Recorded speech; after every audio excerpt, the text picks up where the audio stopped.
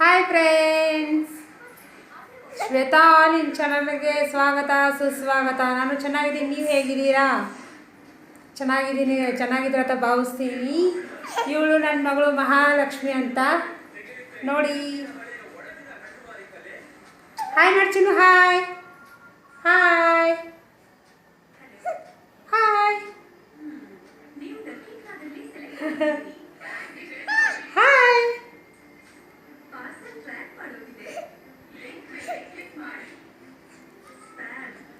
Hi hi ಮಾಡು. Hi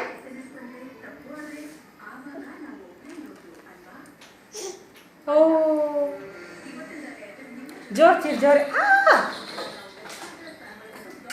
ಮಾಡು, ಜೋರು ಚಿರು. ಏಯ್ ನೋಡಿಲಿ,